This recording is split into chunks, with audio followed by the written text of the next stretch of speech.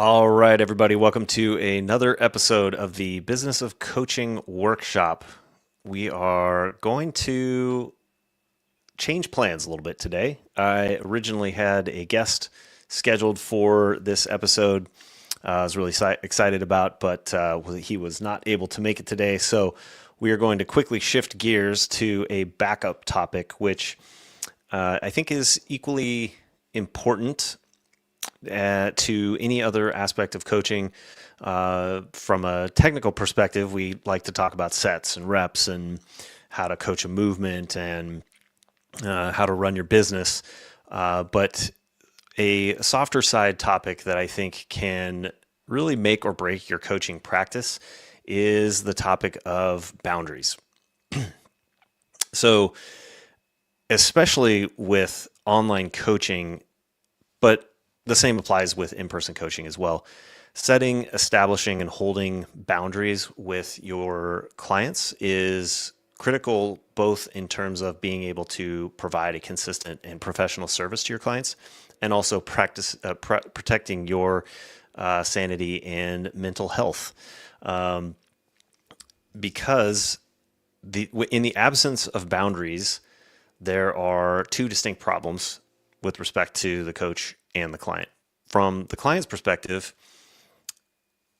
without having clearly defined boundaries, or essentially without having clearly defined expectations, the client doesn't know what service they're going to get from day to day. And left to their own devices, not out of any kind of malice or ill intent, they're going to be trying to constantly find the boundaries. For those that are parents, you will often, or you may recognize this because kids do it all the time. They're trying to figure out where the boundaries are, where the lines are that they can and can't cross, because once they know the rule set, then they can relax, feel safe. They know what's okay, what's not. And in the absence of boundaries, a client is going to be constantly, like I said, not out of ill intent, but they're going to be constantly trying to feel out like what's acceptable, what's not. Practically speaking, what is that going to look like? That could be messages at all hours of the day that they expect to be responded to, because maybe sometimes you do respond to them, and then maybe sometimes you don't. That could be constant programming changes, significant programming changes, not just, hey, can I move this a day over, or this exercise, or this weight. I'm talking like requesting major program hopping changes on a day-to-day basis and expecting you to turn around and rewire their whole program on short notice. If you don't make it clear what the boundaries of that coach-client relationship are, it's going to cause both an uneasiness from the client perspective, and it's going to be frustrating from you as a coach perspective. The second part of that equation is on your side. If you, as the coach, don't set clear boundaries or expectations, then it's going to be very easy to become resentful as a coach, because your client is going to be doing what I just described, asking for this, expecting that, and oftentimes reacting negatively if you don't meet their expectations, because in the absence of you setting boundaries or expectations, they will. And often those might not be the ones that you are willing to sign up for. And that causes friction. So if we boiled back, or if we distill this down into the root cause of the problem from my perspective, as I've talked about before with the trust equation, which is comprised of demonstrating ability, integrity, and benevolence, I think that a lack of boundaries erodes trust because it prevents the coach-client relationship from having integrity. What do I mean by that? Well, integrity, as I've defined it previously, is doing what you say you will do. And if you haven't set a firm boundary or expectation of what it is that you will do, then everybody's left guessing what it is that you are going to do. And it makes it impossible, almost by definition, impossible for you to do what you say you're going to do, because you haven't said what you're going to do. It's this black box, this mystery expectation that both parties are filling in without actually saying it out loud. Now, the challenge with boundaries is that just because you set an expectation or say that you have a certain boundary does not mean that the other party is going to respect it. And it is ultimately your responsibility as the boundary owner to hold that boundary. And that is not simply saying, this is my boundary and you're not allowed to cross it. You actually have to uphold it with your own set of actions and behaviors. So, for example, if your boundary is that you're not going to respond to text messages after a certain time of the day or direct messages after a certain time of the day, that does not mean that the client isn't going to try and send you one. It's on and if they do, then it's your responsibility to hold that boundary by not responding. It's perfectly within their rights, or unless you actually set up the app to block those messages after a certain period of time, there's nothing preventing them from doing it. So it's not actually a boundary in the sense that you are physically preventing them from doing something. It's that you are holding up your end of the bargain in terms of what you've said you will do and taking the action to ensure that that actually is what you do. What we will talk about here at the end is ways that Turnkey Coach enables you to hold boundaries, because it actually can prevent the client from sending workouts to you. It can limit the number of times it can send a workout to you, or a client can send a workout to you. So there are some features, and then we're also shortly going to be releasing the ability to decide what days of the week you want to work and when you want to have off days, that further help you build structure into your routine. But before all of that, it's first important to define what your boundaries are and your expectations, so that you have clear communication and can build trust based on those boundaries. A lot of times people associate boundaries with less service or not letting somebody do something that they want to do, and it sort of has this negative connotation. But if you are clear and upfront with your boundaries so that both parties understand the expectations and where those limits are, I think it actually fosters the ability for the relationship to be stronger, because you have more trust, and it makes it a situation where you can build trust by meeting expectations that might be lower than what each party would expect otherwise. So, for example, if you clearly state, I'm going to reply to your workouts within 24 hours or by the end of the next business day, and then you consistently do that, that is going to be a better trust building relationship than if you don't say that. And maybe early on you respond to workouts within 30 seconds or within a few minutes of the workout, and that starts to build an expectation, an unsaid expectation that the client expects now that you're going to respond immediately. And then maybe the next day you reply 12 hours later, and then maybe it's 18 hours later. From the client's perspective, in the absence of setting the boundary or the expectation and then meeting it and leaving it open-ended, now the client is left guessing, when am I going to get feedback? When am I going to get coaching? It was 10 minutes after I posted my workout. Now sometimes it's 18 hours. What's going on? That might sound trivial, but it's a small example of this type of thing. So other examples of boundaries drifting or challenges around boundaries, like I already mentioned, 24/7 texting and messaging. It's very common, I'm seeing, in the coaching market to offer people a cell phone number and 24/7 access. I would personally caution any coach to limit that. I think while it sounds good, to me, it's a good example of a lack of boundary. I mean, you're literally saying 24/7, you can contact me and expect to get a response at any time of the day, any day of the week. That's by definition having zero boundary for communication with your client. And I think that sets both parties up for a negative experience at some point in time, either because you're going to meet that expectation as a coach and have no ability to say no because from the very beginning you've set this unlimited boundary. Or from the client perspective, you might meet it for some period of time and then you get burnout, or the reality of life is you can't physically respond 24/7. You're not going to be able to meet that expectation. And so you're going to have a negative customer experience. Another example of boundary challenges that I see with coaching, this is often, I experienced it on the in-person side as well, but certainly online can happen, is scope creep.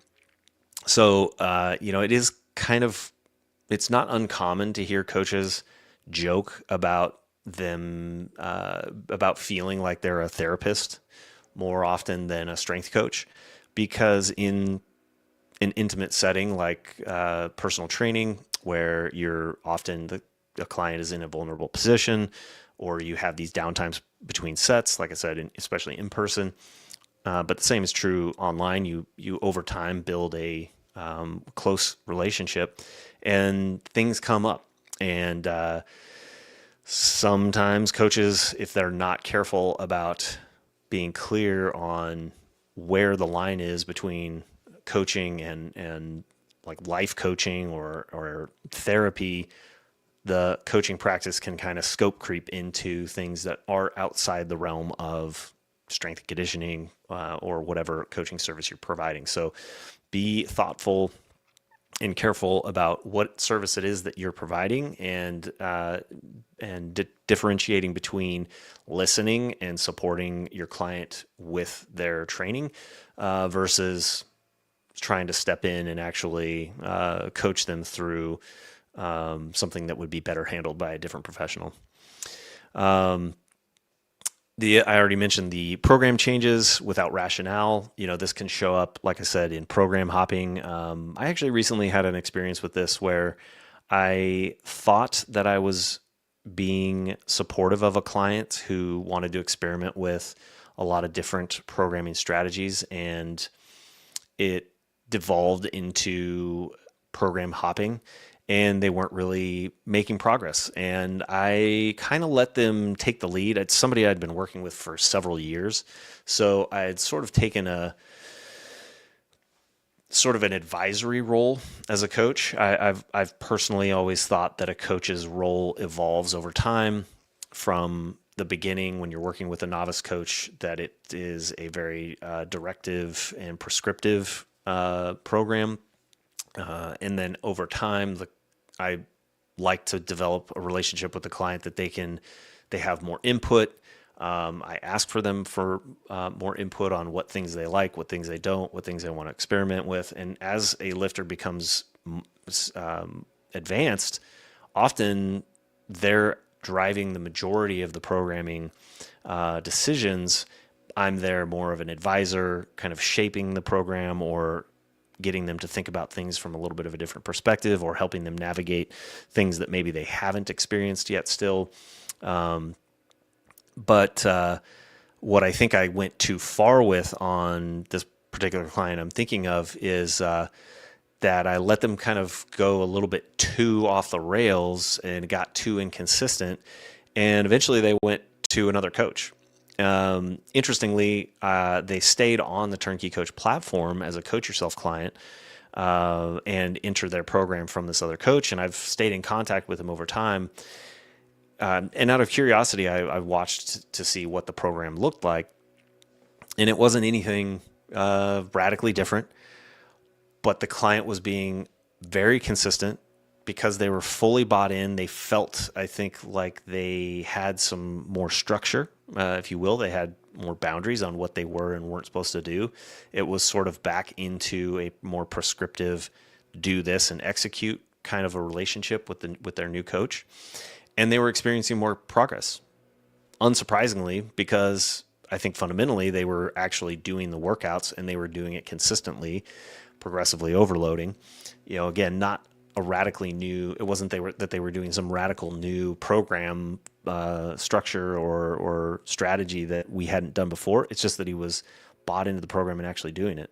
So to me, I think that's a bit of a long-winded answer to a type of boundary that if you aren't careful about holding with your clients and walking that tightrope of giving them structure with their program, holding them accountable to doing the work, and also giving them, some leeway when appropriate, that, like I said, it can kind of devolve into an ineffective relationship. Another good example would be emergencies versus non-emergencies. I think this goes back to being clear about what your response expectations are, and making sure that you're not being reactive on a shorter leash just because something's called an emergency. A lot of times people will, maybe the most humorous inside joke example that we talk about as coaches at Barbell Logic is somebody will come in at the last minute saying, "Oh, I forgot to tell you, I'm traveling this week. Can you please load in some hotel workouts so I can keep my training going?" And this is almost without fail. These are workouts that will never be done. Now, it's not to say that I don't have some clients who I write hotel workouts for, and they are very consistent about doing them. It's just that they tend to be the ones that use the calendar block off feature and communicate well in advance that they're going to be traveling, and they want to talk through how we can keep training going through this abnormal period of time. It's usually not the ones that are halfway through a trip and say, oh, emergency, even though you wrote me and you spent time writing a program under the normal conditions, I forgot to tell you I'm actually traveling internationally. Can you please change my program last second because this is somewhat of an emergency? Those tend to be the ones that then they get to the end of the trip and they're like, shoot, sorry, I couldn't get that done. So, be careful with also setting boundaries about what actually constitutes an emergency and how responsive you want to be, and what patterns of behavior your clients show. There are some clients that I have built a relationship with where, like I said, they give me plenty of heads up. And if it is an emergency, I'm very much more than happy to adjust. And then there's others where I, over time, have developed a way of managing the boundary by programming less into the future, to be completely honest. So my 2 cents there, things to keep in mind. So features that we have in Turnkey Coach that are useful for managing boundaries. Number one is the number of reviews that you can allow or manage for your client. This is something that we developed in Turnkey Coach because Barbell Logic has different tiers of service that are based on how many reviews the coach can provide. And years ago, before we were on Turnkey Coach, we would offer this service, which was as a lower price point and a lower number of reviews per week, but we had no mechanism for controlling when a client completed that workout. We had no way of controlling it from showing up on the coach's dashboard for a review to complete. We also didn't have any mechanism in place from a management perspective to differentiate from the clients getting that level of service and other clients. So the operational management tools that we had in place for ensuring the clients got their feedback on time and the service was being provided as expected couldn't take that into account. So we were providing a or we were setting a service expectation that we couldn't actually enforce. And it created a lot of uncomfortable situations where, in a lot of cases, coaches were providing a higher level of service than the client was paying for. And again, I think this is a really important point, especially in a coach-client relationship. A lot of these situations that gradually build up resentment over time are not because one or the other party is trying to do something malicious. Actually, in a lot of cases, it's because one or both parties are trying to please the other end of the relationship, trying to go over and above.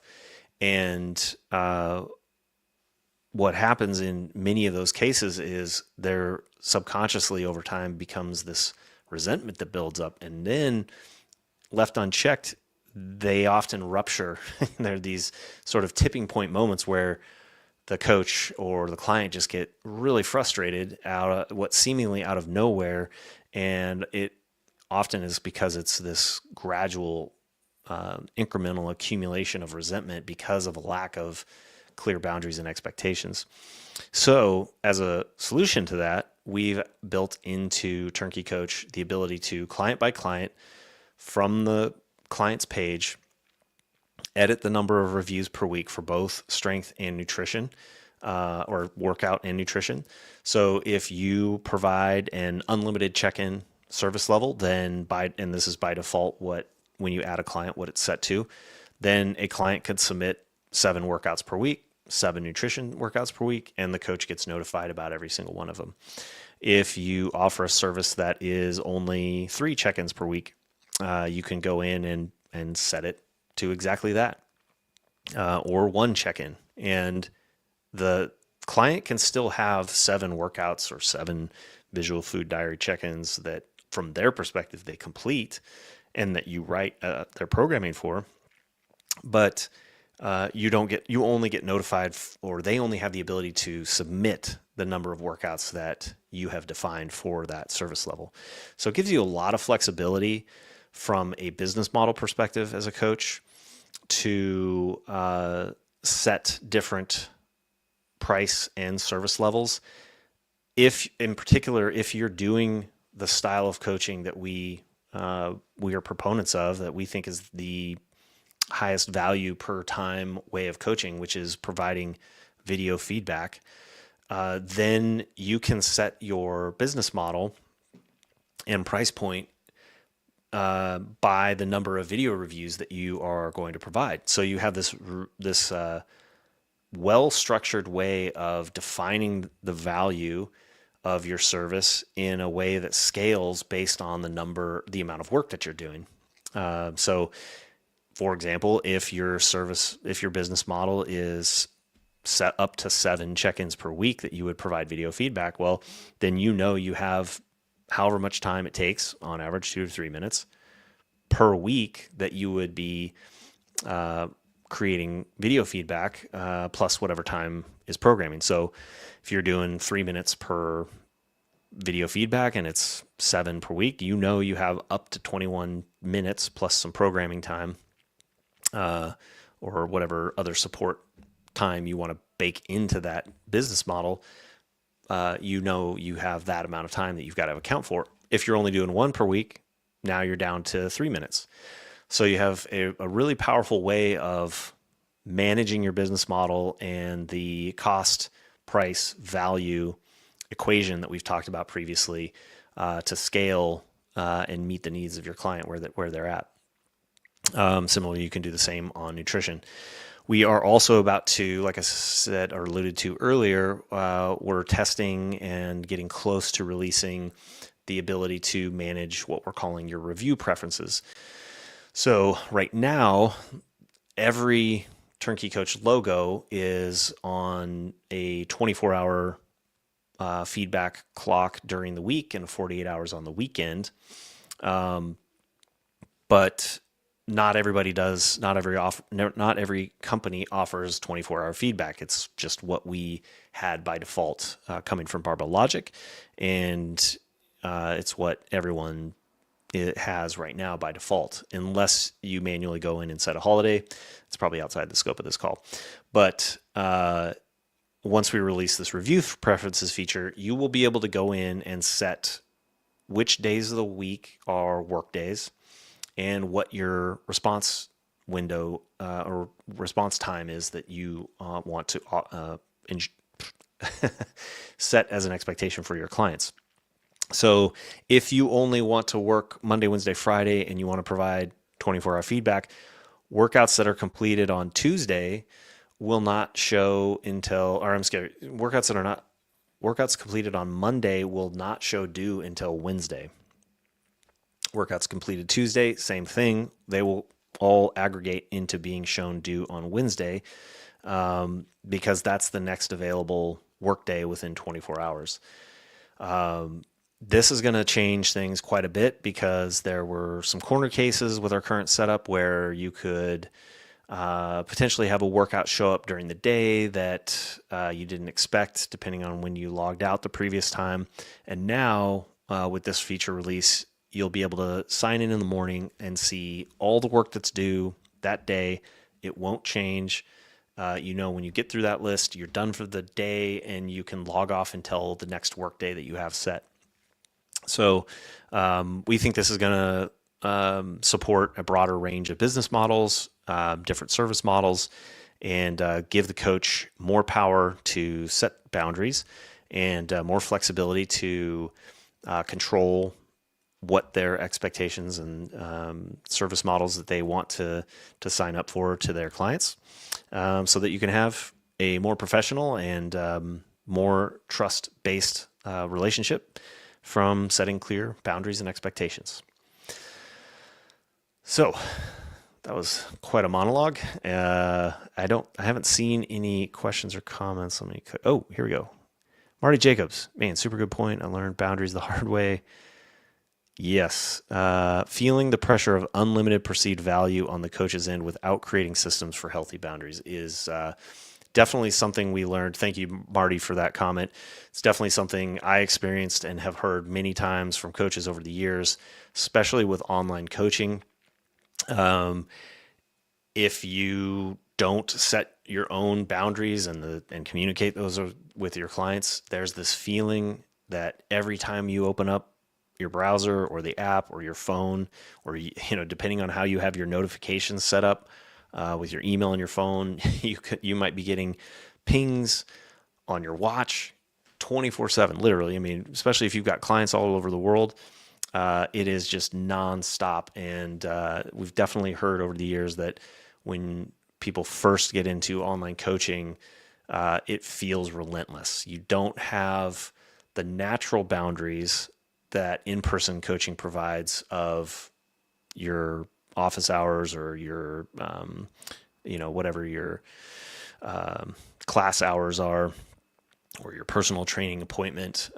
There are a lot of boundaries that are baked into the in-person relationship that when you move into an online or a hybrid business model, you have to be more intentional about thinking and communicating about, because you're, if you schedule a personal training appointment from 10 to 11 on a Tuesday morning, that's a boundary. You just haven't really thought of it maybe that way.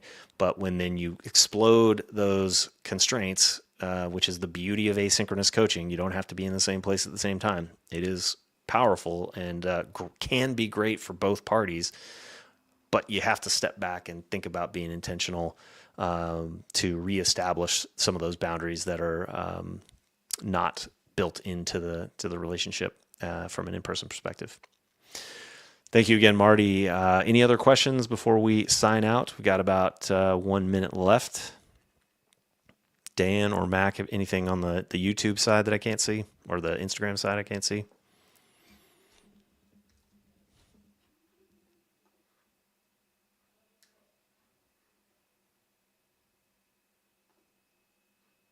Doesn't sound like it.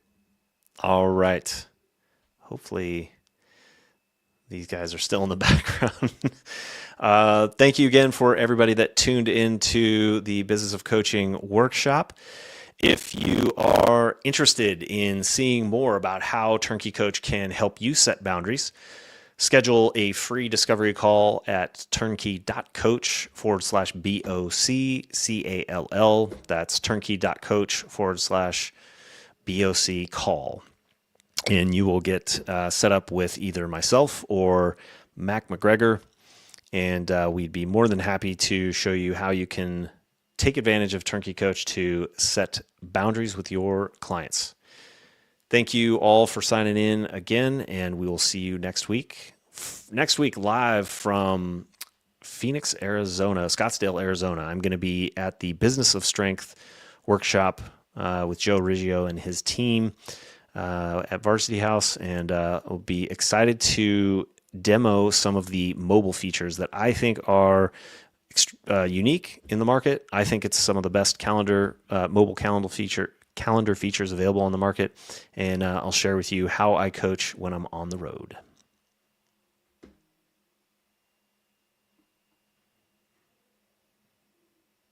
Bye-bye.